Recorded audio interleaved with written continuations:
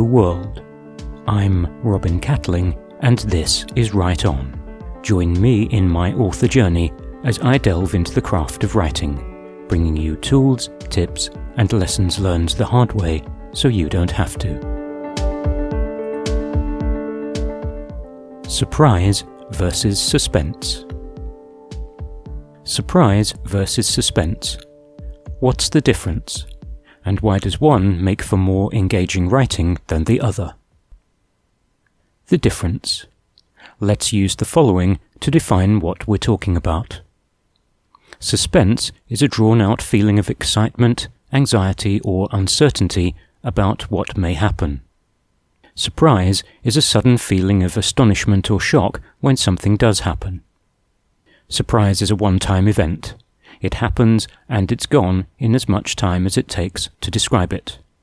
Suspense, however, builds through a series of events, leading to an eventual climax and release of suspense.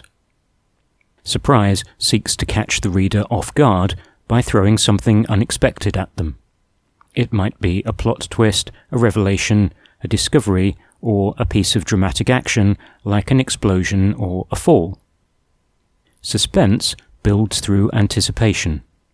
The story provides enough information to set up a dramatic climax, but withholds the answer from the reader and/or characters. Therein hangs the dramatic tension. Film director Alfred Hitchcock became known as the master of suspense. There is no terror in the bang, only in the anticipation of it, Hitchcock himself once said. He famously set out the example of a bomb hidden beneath a table. When it goes off without warning, that's surprise. When you show it to the audience with a 10-minute countdown and two characters talking across the table, oblivious to the threat, that's suspense. For the surprise, the writer withholds information from the reader. With suspense, the author supplies the reader with some or all of the setup and the prospect of an inevitable countdown or collision course. Suspense in action. Mystery and thriller writers love suspense more than surprise. Suspense is a mechanism for hooking the reader and ratcheting up the tension over long sections of a book. An obvious collision course might be the train driver knowingly hurtling towards the broken rail, having a limited time to stop the train. A bomb may have an explicit countdown, or it may be primed to go off at any time. Perhaps the characters know it, perhaps only the reader knows it. This creates two kinds of suspense, in which the characters are blind or knowing. In one, the reader is complicit in the writer's game. At some time we've all wanted to shout at the characters, "Get out," or "Look under the table," or "Don't answer the door." In the other, we're right on the character's shoulder or inside their head as they try to deal with the threat.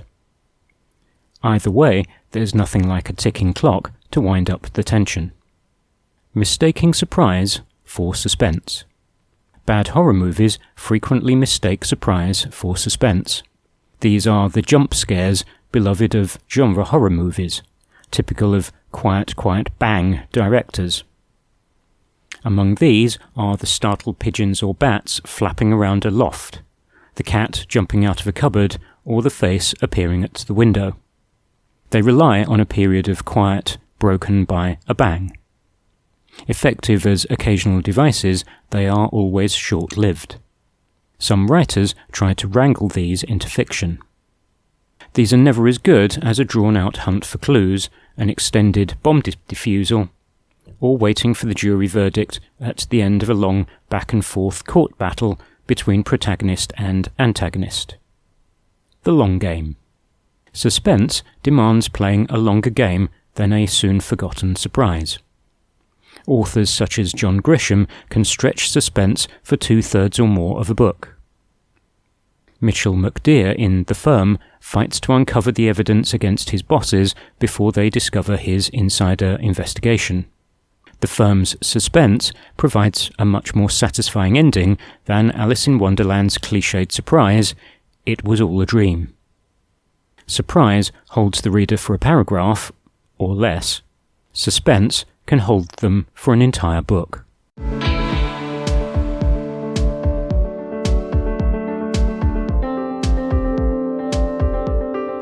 That's all for this time. Thanks for stopping by. You can like and subscribe to the channel, or go to robincatling.info to check out the blog.